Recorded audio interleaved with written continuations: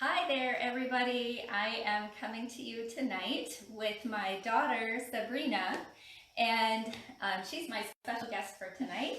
She's going to be my demonstrator so I can use my hands a little bit more and show you guys what we're going to be talking about. Today is all about neck mobility.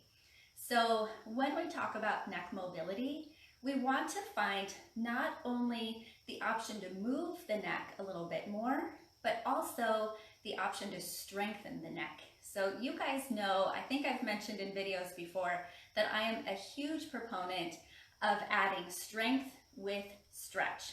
If all you do is stretch, stretch, stretch, then what happens is you loosen the muscles for a little bit, but that loosening effect, it doesn't actually stay. So you actually need to strengthen the neck muscles as well as mobilize the neck muscles in order for that mobilization to be a lasting effect. So today we're going to talk about your neck and mobilizing that area. And I also want to note to you, just as a reminder, and I know this seems super obvious, but your neck is part of your spine. I know it seems rather silly to say that because logically we know that our neck is part of our spine. However, when it comes to working with the neck, sometimes mentally we think of the neck as a totally separate entity than the rest of our spine. Sometimes we think of our neck as just going from here to here and that's it. And then our spine actually begins from the neck and it goes down to the sacrum and tailbone at the very bottom. When in reality, the spine is the whole piece from the base of the skull all the way down to the bottom tailbone at the bottom. So we're going to talk about mobility and strength through the base of the skull to kind of about the mid-spine.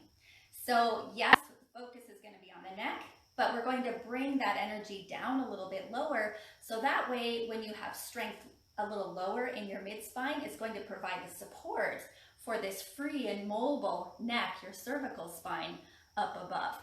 Okay, so Sabrina is going to be my demonstrator. So let's stand up here and go ahead and turn and face the side. Take your hands together behind your back. She's going to just clasp her hands here and then go ahead and pull your hands down towards the floor. And did you notice that makes her shoulders now open nice and wide? So relax that again for a moment. Good.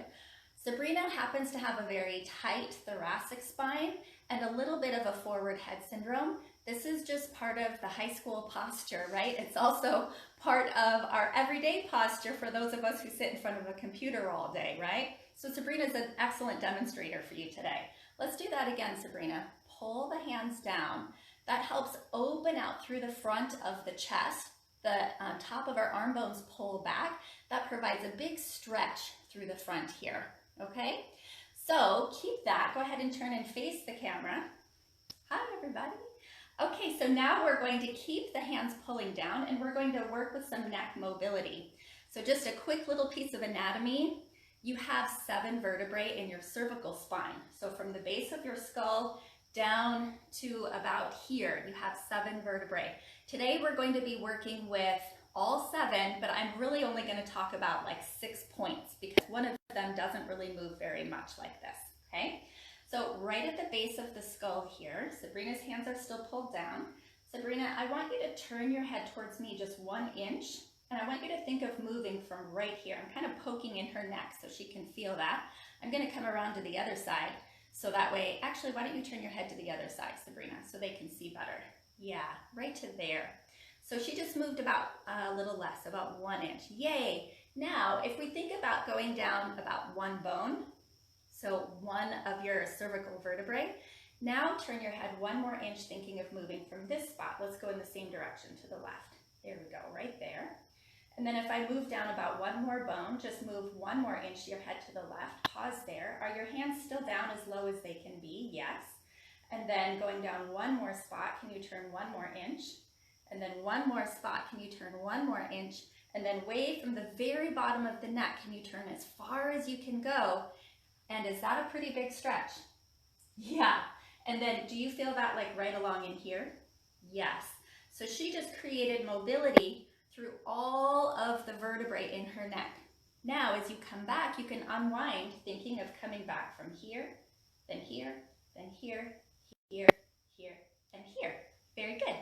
So you could do that on both sides. You could even use fingers on your own neck. So go ahead and try that one, Sabrina. Let's do towards me so that they can see. So right at the base, and then next vertebrae down, 1 inch head move, and then the next moving from here. So where your finger touches is where you're trying to move from. 1 more inch head turn, and do 2 more spots. Good, and then just 1 more, and then how far can you turn your head?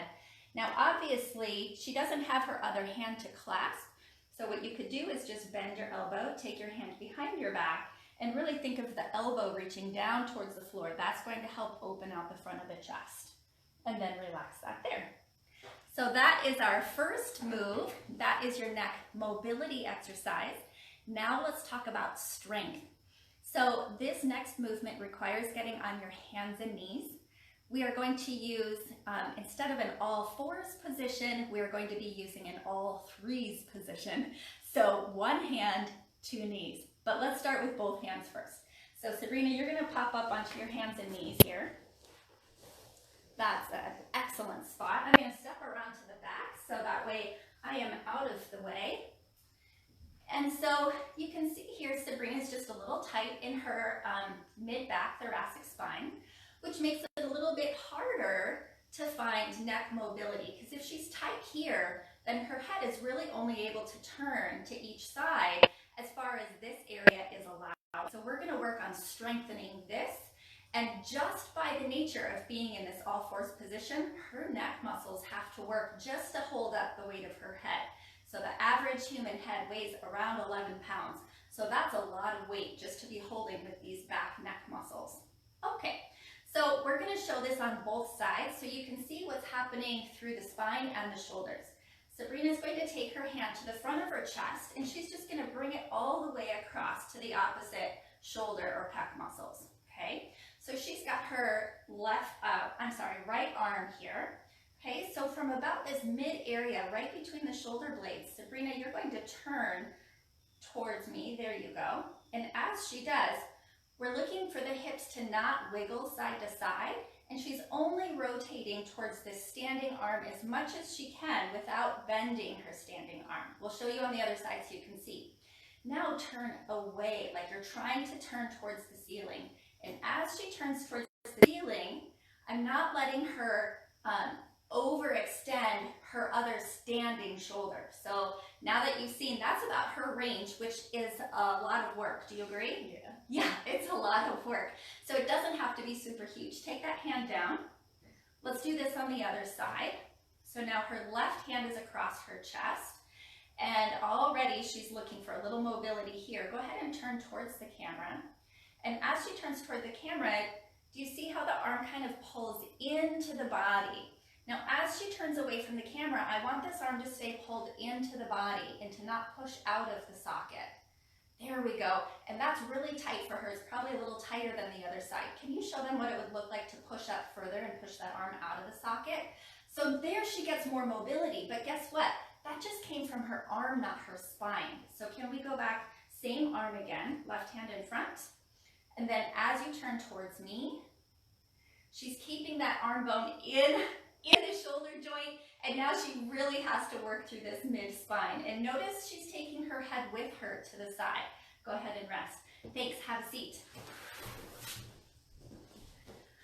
So there you have it. Those are my 2 big tips. There are so many more exercises for working on neck mobility, but just remember that when you work with your neck, it's not its own entity. So think of your neck as being connected a little lower down into the spine. Build that strength and mobility in your mid-back, and you'll also get strength and mobility up further into your neck. If you enjoyed this sequence, be sure and hit that like and subscribe button. Then check out my on-demand library of Pilates classes linked below. See you next time.